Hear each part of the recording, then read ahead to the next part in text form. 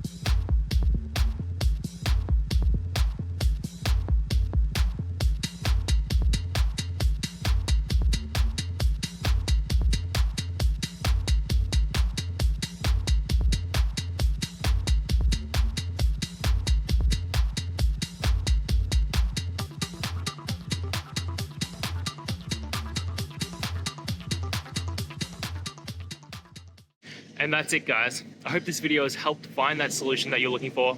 And if it did, please hit the subscribe button. I'd really appreciate it. Now, until the next time that you need technical help, I hope you have a good one.